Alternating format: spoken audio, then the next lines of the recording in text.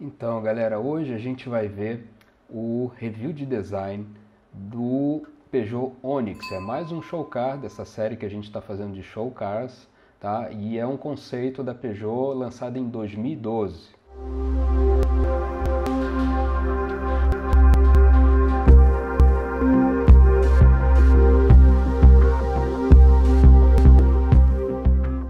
Então, esse carro fantástico que vocês estão vendo aqui é o resultado de colocar debaixo de uma carroceria feita com materiais minimamente processados, um super carro. Ele tem uma série de inovações tecnológicas, não é apenas assim um carro bonito que você olha no salão. A tecnologia de construção dele conseguiu aliar, né, uma criatividade voltada para usar materiais e processos alternativos com uma performance muito grande. Esse carro ele é baseado num chassi de carbono, que é essa parte toda preta que vocês estão vendo aqui. Embora pareça extremamente complexa, essa parte ela tem apenas 12 partes que são montadas e você consegue uma estrutura que pesa mais ou menos uns 100 quilos no total. Isso é muito pouco. Basta a gente lembrar que um carro normal costuma pesar ali entre 1,5 toneladas e 2. 100 quilos é basicamente o coração do carro, né? Tudo bem, tem interior, tem motor, tem essas coisas todas, tá? Em termos de peso de estrutura, isso é muito pouco. E o trabalho aerodinâmico também feito nele foi bastante pesado. Então ele tem um coeficiente de arrasto baixíssimo. E falando do design dele, a primeira coisa que a gente nota é o contraste de materiais, né? A gente tem aqui painéis pretos e esses painéis que parecem cobre, né? Então, parece e é cobre. Isso é cobre mesmo, isso aqui não é pintura de cobre, não é folheamento de cobre, não é galvanoplastia de cobre. Os painéis são feitos realmente de cobre, feitos à mão, tá? É claro, é um show car, é tudo aquilo que a gente já explicou, né, sobre o que é um show car, então o investimento é alto, tá? É uma joia de exibição. Então, o que mais chama atenção nesse carro é isso. E a gente vê que a essência do design da Peugeot, ela é de trabalhar muito a parte gráfica do carro. Todas essas linhas que a gente está vendo aqui, ó, vamos pegar isso aqui, ó, essa linha aqui, ó, todo esse conjunto, esse corte brusco, essa outra assinatura, a grade bem facetada e alinhada com um farol bem esguio, você vê que a primazia gráfica é muito explorada aqui, né? Todas as linhas são muito bem dinâmicas, né? Essa linha aqui, ó, apesar de estar numa seção aqui bem complexa, ela casa muito bem com isso aqui, né? A gente tem essa sensação em quase todas as vistas que a gente olha o carro. Sempre lembrando, né, que tudo que é estético tem uma função, tá? Tem uma função ali semântica ou de identidade, né? Essa flecha aqui é o ponto mais marcante do carro, né? Na assinatura visual lateral. Você olha a luz aqui ou o reflexo batendo nessa parte, você identifica o carro de muito longe. A despeito, vamos supor, se eu pintasse tudo de preto com mínimo de reflexão, né, na superfície, eu conseguiria identificar essa assinatura aqui. Então isso é muito interessante. A gente pode ver que em outras situações, tipo, aqui a gente tem uma foto real, como marca essa flecha aqui, ó, essa lança que se faz aqui, ó, como ela marca aqui até quando você tem um reflexo, né? Aqui a gente tem muita luz e o reflexo, né, do horizonte, ou de alguma coisa que estava próxima, marca esse negócio. Então, visualmente funciona muito bem. Tá? Isso aqui é extremamente importante no design do carro. Sem falar nesse perfil mínimo aqui, dessa silhueta do carro. Eu acho que tem uma, vamos dizer assim, a gente tem uma tendência a achar que não, se o carro é motor central traseiro, ele vai estender aqui. Não necessariamente, tá?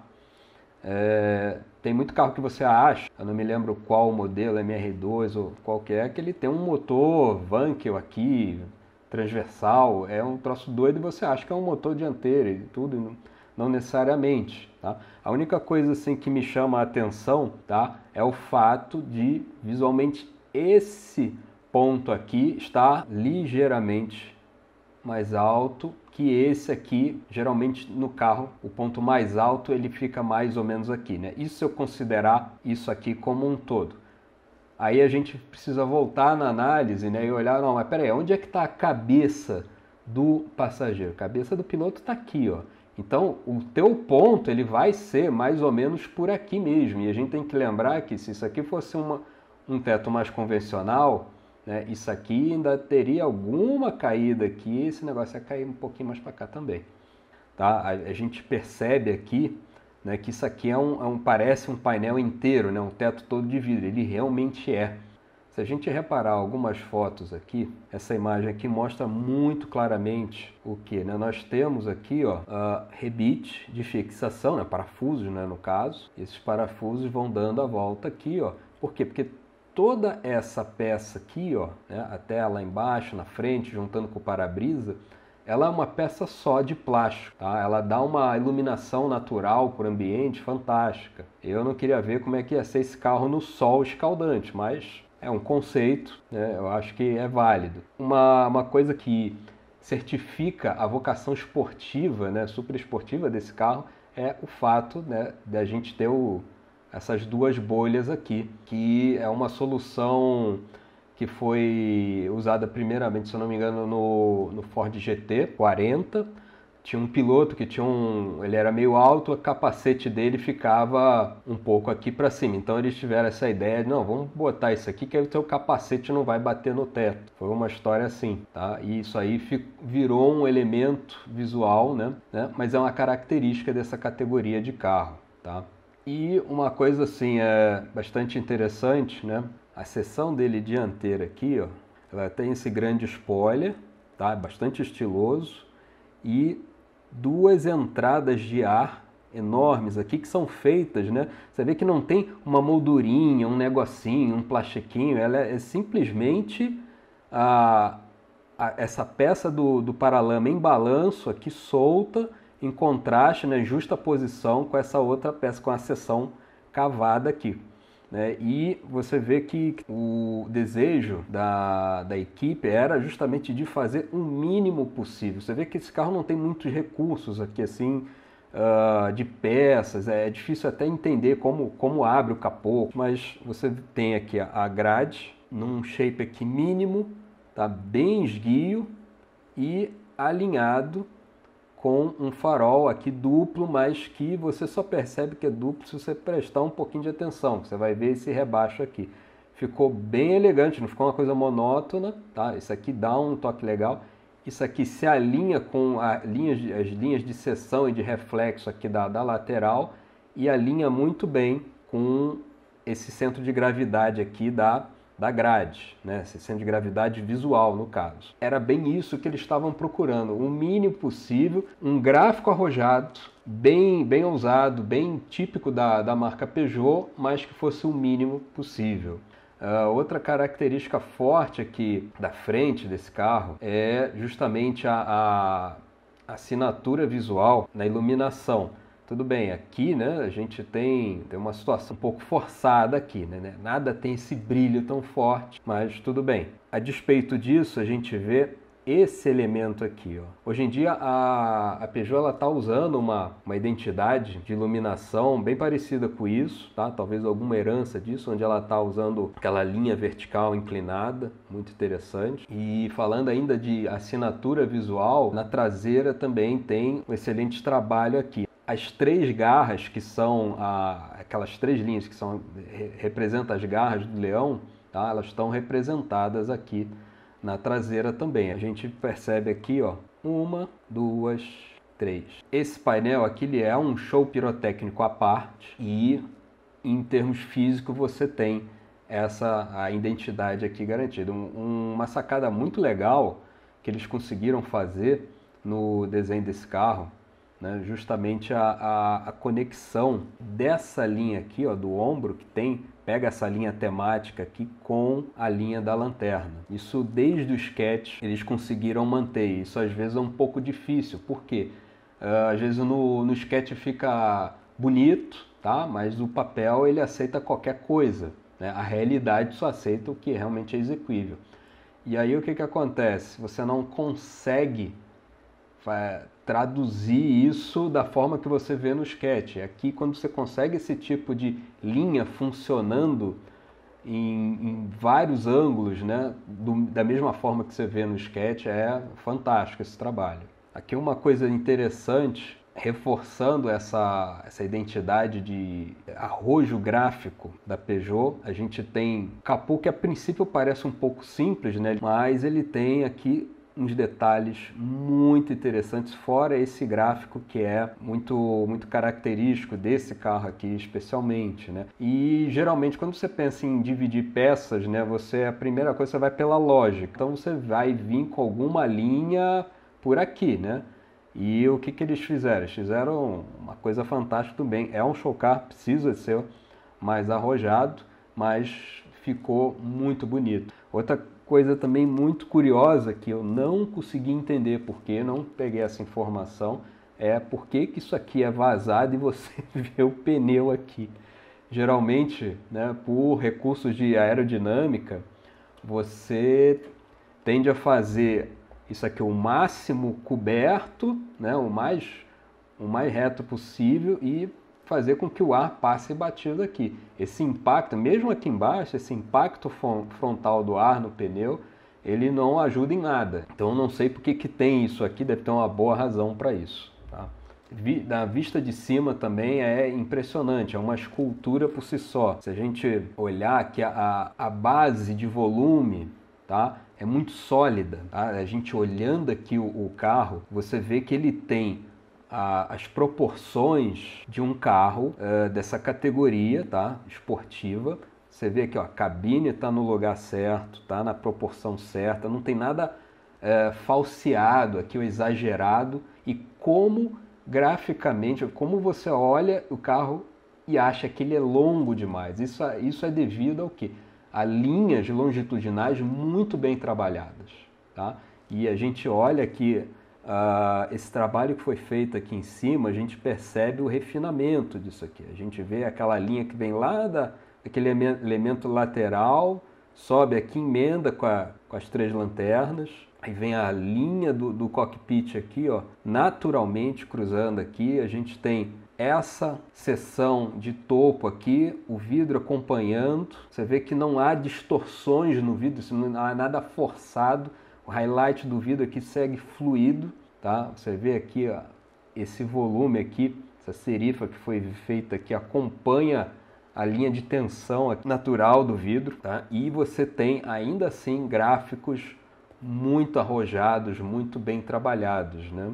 Uma coisa que eu particularmente gosto são exatamente esse trabalho que foi feito nessa peça aqui, ó. A gente vê, isso aqui é para refrigeração do motor central que está aqui. Essa peça de carbono é uma peça bem complicada de você produzir. E ela é uma peça única e ela dá o feeling que há uma engenharia, né, de motor aqui nessa parte. Que ela contrasta muito, né, o retrabalho, até um certo rebuscamento que você tem aqui. Você bate o olho aqui, você vê uma traseira seca. Basicamente, ó, o que caracteriza essa traseira é um corte seco, abrupto. Aqui a gente tem, vocês estão vendo esse painelzinho aqui levantado? Ó, isso aqui é o spoiler. Esse spoiler que fica aqui, ele varia para cima e para baixo, dando downforce ou dando na frenagem. Graficamente, a gente já não tem mais aquele trabalho todo, tá? Ele contrasta um pouco por causa disso. Você tem aqui 6 vias de escapamento, um extrator, que eu não faço ideia como é que isso funciona aqui, eu não sei se isso aqui é uma coisa mais estética, eu acho que não, pelo tanto que eu li que foi trabalhada a aerodinâmica nesse carro, mas é uma traseira muito despojada. Eu sinto um pouco de falta de alguma coisa, de um gráfico um pouco mais sexy. Tá? Apesar de eu gostar bastante dessa configuração, eu olho para esse pedaço aqui e me lembra alguma coisa de Blade Runner, alguma coisa bem futurista, bem estilosa. Mas eu ainda acho que faltou alguma coisinha. O que a gente tem mais de representando essa parte de arrojo gráfico é justamente essa parte aqui que é bastante significativa. Uma coisa muito interessante nesse carro e o que me faz lembrar também que se vocês olharem aqui, tá, como é que fica a dobradiça disso aqui. Se eu for botar a dobradiça aqui e aqui, ó, elas têm que estar alinhadas sempre. Ou essa porta ela vai abrir, ela vai parar lá na outra faixa, ou então não sei. Como é que eles fizeram isso? Esse trabalho é impressionante. Eu acho que dificilmente vocês vão ver uma porta de carro mais larga que essa. Olha isso aqui, meu amigo. Olha o tamanho, né, da largura, a proporção de largura dessa porta. E você repara que exatamente aqui, ó, todo esse pedaço aqui, isso é o quê? Isso é o painel de cobre e o resto é carbono. Eles tiveram que fazer uma engenharia aqui para que essa peça se deslocasse, que é para a porta poder abrir. Eu acho que deve ter sido a parte que deu mais trabalho no carro para fazer. Se a gente olhar essa foto aqui bem de perto, a gente vai notar, ó, o deslocamento da parte de cobre, tá? Que é o retrovisor, né? No caso é uma câmera, e aqui, ó, haste, aqui, ó, vocês estão vendo aqui, isso aqui é o painel, aqui, ó, tá a roda, tá? A outra parte do paralama, e aqui tá a porta propriamente dita. E é interessante o tipo de acesso que você tem ao interior, mas essa engenharia aqui é fantástica, é coisa de filme futurista mesmo. Falando do interior, uma coisa é muito interessante, né? Todo o conceito do carro foi feito em torno de, o conceito de interior, né? Em torno de um espaço único, um material único que fosse moldado de uma vez só. O designer de interior, ele se inspirou numa caixa de ovos, né? A caixa de ovos é meio que aquele papelão moldado que é extremamente barato, eficiente, transporta coisas muito delicadas, né? Então o ser humano ele é meio que essa parte delicada, né, no meio de toda essa tecnologia, de toda essa parte mais robusta, e ele pensou esse conceito para aqui. Então o que a gente está vendo aqui, ó, saídas aqui do cinto de segurança. Isso aqui é o encosto, aqui está o assento, esse volume central aqui provavelmente vem esse cara aqui, né, os cintos aqui acoplam aqui de alguma forma. Você tem um console central, que é a área do motorista. O IP aqui, o painel de instrumentos, o cluster, o volante, tá? E isso aqui é o interior do carro. Eles usaram simbologias, né, materiais relacionados a simbologismos, né? Então eles separaram. A fibra de carbono, ela representa a performance. O cobre e o vidro são materiais que representam a tradição. E o feltro e o papel são materiais baratos e do dia a dia. Então, como que eles pensaram esse conceito de interior aqui? A gente tem aqui, ó, todo esse volume, desde o teto, descendo aqui na coluna, o console, o assento, a porta, isso é feltro prensado. Você aquece o feltro, molda e prensa, ele estica e ele adquire essa forma. E por que o feltro? Porque ele é extremamente macio, ele é quente, não é um material que você encosta, está gelado. A gente precisa lembrar que isso aqui é uma realidade de uma montadora que está na Europa, né? Então é gelada a maior parte do ano, principalmente para a nossa referência aqui do Brasil, né? Uma coisa muito interessante desse conceito, você já deve ter reparado isso quando eu falei antes, mas agora você olha, não, mas peraí, não está faltando alguma coisa aqui, não tem um assento, não tem algo faltando aqui, um encosto, não, é exatamente isso que você está vendo. Toda essa região aqui, ele é o encosto. Eu não faço ideia do quão confortável pode ser esse tipo de interior, mas obviamente que você vai ter o nível de rigidez, né, de estabilidade que precisa ter um carro super esportivo. Imagina você está fazendo a curva, você tem um assento ou um encosto de assento macio demais, né? Isso não vai ajudar. Nesse caso aqui você está bem preso. Agora, se é confortável ou não dá para entender, né? Não dá para saber. Uma coisa que com certeza o feltro também deve ajudar muito é no isolamento acústico. Esse carro deve ser extremamente silencioso dentro. E eu falei papel, né? Ou seja, aonde é que entra o papel? Vocês estão vendo esse painel aqui, ó? Tá? Toda essa parte aqui, ó, tudo isso aqui. O que é isso aqui, né? Essa parte aqui, ó, daqui para baixo, né? Tudo isso aqui é feltro. Aí a gente tem aqui um pouquinho de carbono, legal. E aqui a gente tem o quê? Isso aqui, com esses veios, parece uma madeira, né? Eles descreveram como sendo um novo tipo de madeira, entre aspas. Mas isso aqui, na verdade, é o quê? São camadas de jornal usado, prensado. Ou seja, eles devem ter posto numa prensa com uma resina epóxi ou poliéster, alguma coisa assim, né? Esse jornal prensado embebido. Isso fez naturalmente um bloco e da onde eles usinaram todo esse painel.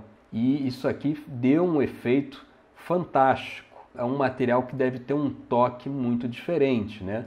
Uma coisa muito interessante, quando você dá um zoom, né? Quando você olha bem de perto esse material, você consegue ver em algumas partes exatamente onde tem ainda algumas letras, alguns caracteres impressos no jornal.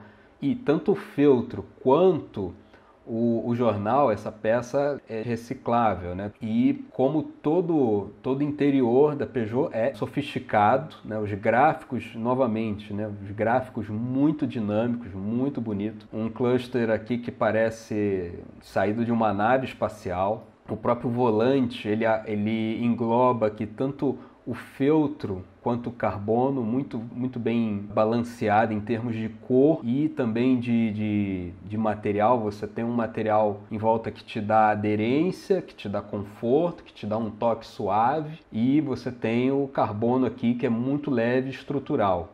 Olha o que eu já vi de interior na minha vida, inclusive de show car, mas igual a esse aqui tá muito difícil de aparecer. Uma outra firula aqui que remete um pouco tanto carro de corrida quanto um ambiente mais futurista são esses comandos e visores aqui no topo. E é um tipo de um design avançado, mas muito bem equilibrado, e dificilmente você cansaria de dirigir esse carro todo dia. A gente consegue ver aqui, ó, o trabalho foi feito. Isso aqui me parece alumínio, carbono, muito bem acabado, né? Um pouquinho aqui, né? A gente pode ver um pouquinho de defeitos aqui, a superfície está perfeita, o carbono é que está um pouquinho desarrumado aqui dentro. Mas o que que acontece, gente? Isso aqui é carbono mesmo, isso aqui não é um envelopamento, uma coisa fake. A dificuldade de você trabalhar com carbono é imensa. Para você fazer uma peça com esse carbono visível, aparente, toda uniforme, nossa, eu acho que você faz de cada 5 que você faz, você aproveita uma, não sei, é um negócio muito complicado, porque são várias etapas dentro de vários processos. Por isso as peças de carbono, tudo que é feito de carbono, ele é extremamente caro, e não é só porque o carbono é caro, ele é cotado em dólar, é porque o processo é caro, a mão de obra é cara. Com o carbono, você tentar fazer uma peça desta complexidade, você vê que aqui, ó, junta essa superfície com essa aqui, é uma quina viva que não é uma quina viva, você tem um raio aqui e você tem que fazer todos esses recortes prévios, praticamente planificar isso tudo e juntar. É quase impossível você não ter um probleminho, um negocinho, um detalhezinho desse.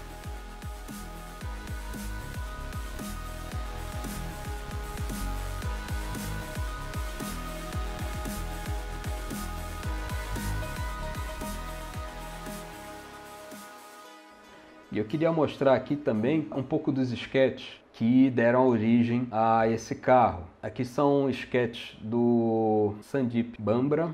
Não dá para saber se esses sketches são do início do projeto ou são depois do projeto com o carro já definido. A gente vê aqui alguns vestígios aqui se tornaram realidade aqui no carro, né? Por exemplo, esse vinquinho aqui com essa linha reta, né? Esse grafismo aqui, você vê que ele não tinha ainda as 3 garrinhas. Isso aqui foi uma decisão provavelmente posterior, mas eles mantiveram isso aqui. Essa lança aqui também, ela não está exatamente do mesmo jeito que se apresenta no carro, né? Mas o que é importante, né? Que nessa fase de desenho a gente tenta captar o que a gente chama de mancha gráfica do carro, né? Ou seja, a gente olhando de longe com o olho um pouquinho fechado, o que a gente vê, né? Qual é a forma gráfica que é pregnante, né? Então, esse trabalho a gente consegue ver exatamente aqui, ó, o trabalho da mancha gráfica, né, alinhando aqui, ó, esse vinco com esse, pá, isso aqui, mais essas outras linhas aqui. Então isso aqui ficou bastante marcante, acabou indo para frente, né, no carro final, tá? A gente pode ver nesse desenho aqui, ele tem uma ligeira quebra aqui, eu acho até um pouco tímida, né? O conceito aqui já está bem próximo do que a gente viu, né? A gente tem a musculatura aqui da caixa de roda, isso aqui vai lá para trás, mas você vê que aqui tem uma quebrinha que é mais ou menos consequência da mudança de plano, tá? Dessa superfície aqui com essa. E o que acontece? Quando a gente vai ver o que ficou no carro, né? Por exemplo, isso aqui é o resultado de todos aqueles esquetes que você faz, né? E você olha aqui, né? Você percebe o quê? Que essa lança aqui, ela tá bastante tímida aqui, essa quebra ela não tá tão marcante quanto na versão final, tá? Você vê que aqui as soluções são outras, a essência do carro está aqui, mas houve um refinamento. Está muito próximo, por exemplo, né, desse sketch aqui que a gente estava falando. Outra coisa que eu gostei bastante nesse carro, um pouco desse riscado aqui, isso aqui é bem interessante também. Eles aqui até estenderam um pouco, né, dessa cor metálica um pouco para baixo. Depois a decisão foi só de colocar esse pedaço aqui. Eu acho que realmente se eles colocassem cobre aqui ia ficar um pouco demais.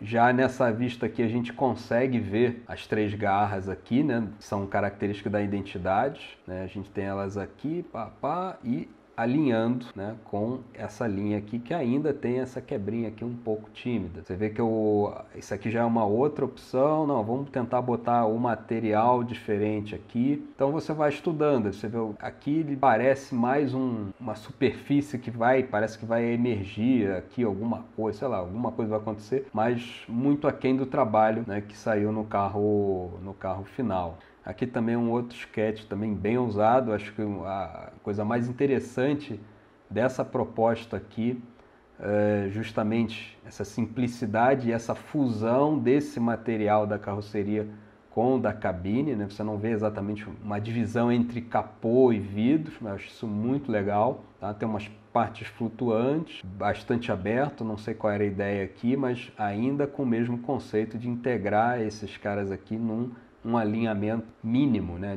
Usar o mínimo de elemento e de superfície. Aqui a gente tem uma outra vista aqui desses modelos que a gente faz preliminarmente. Aqui já tem até uma divisão de material, que é o que? Geralmente esse modelo é feito em clay, tá? Que é aquela argila sintética, e você usa um Dynoc, que é uma película que tem prata, tem preto, tem várias cores, né? E você dá acabamento, você simula alguma pintura imaterial. Então isso aqui é uma fase intermediária aí de avaliação de proporção, de linhas, de superfície, highlight, de tudo isso. Então é isso, gente.